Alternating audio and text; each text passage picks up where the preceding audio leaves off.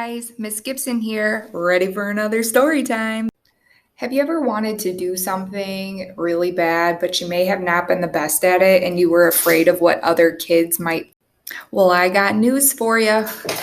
This story is made just for you. Come join me in Giraffes Can't Dance for a wonderful story of self-love and confidence. And don't forget to watch till the very end so you can send me the response to the question I have for you. Are you ready? Here we go.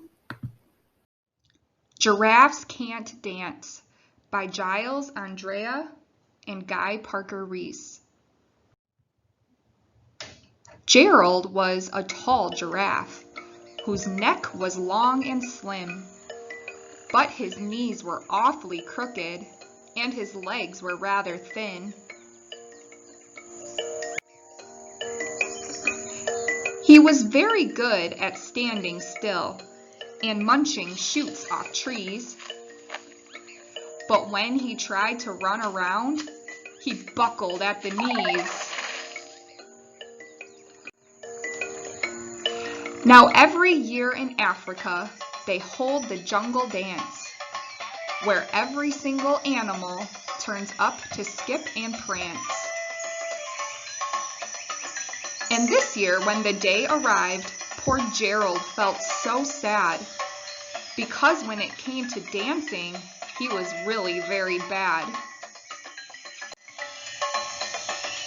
The warthogs started waltzing, and the rhinos rocked and rolled.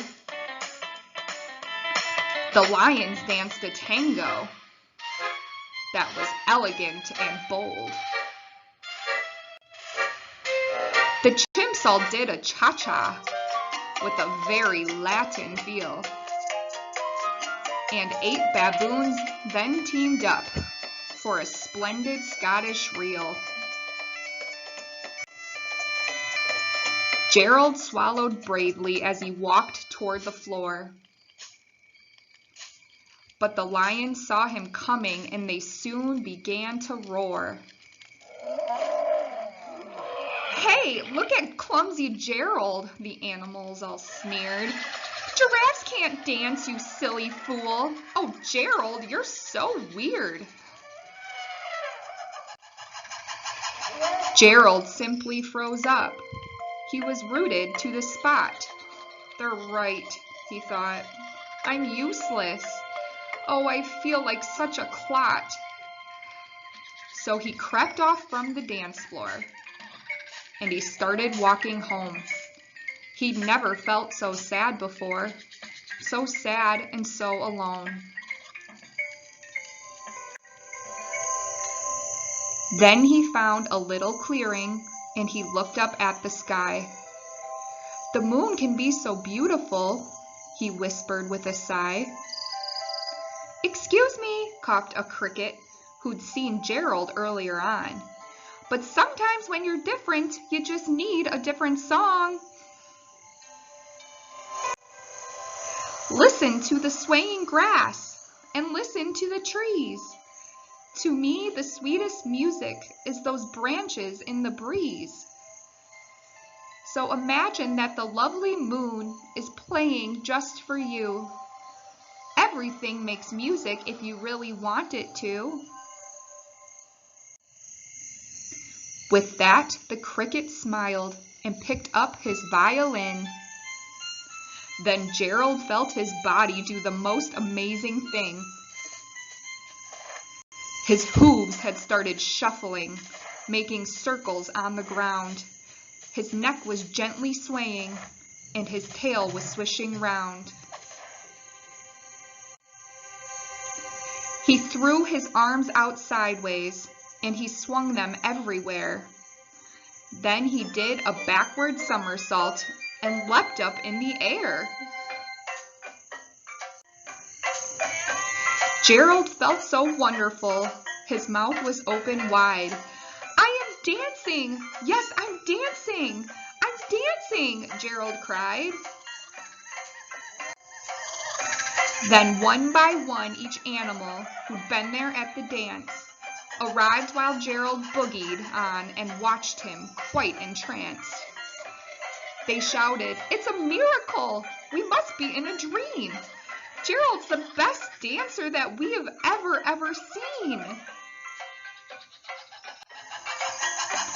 "How did you learn to dance like that? Please, Gerald, tell us how." But Gerald simply twirled around and finished with a bow.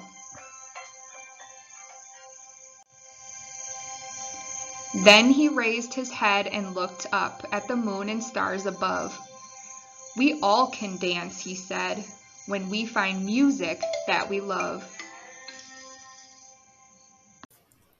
Wasn't that such a cute story? Gerald is a giraffe who is tall and awkward.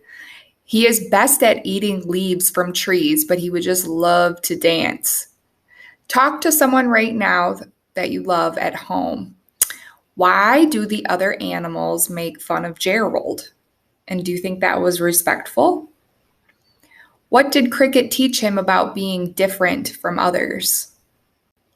And here is your question that I would love to get responses to. Email me, please. Videos preferred. We all have similarities and differences. How can being different from others be a positive thing? And you know what? I forgot something else that I want you to send me. Try to have somebody record you or use your Chromebook doing your favorite dance moves for about 10 seconds. I want to see if you guys can dance like Gerald, and I'm going to make a compilation of them all for our next story time. So please send me a video to my email address with your best dance moves as well. That's all I got for you guys. It's been great, and I'll see you next week. Bye.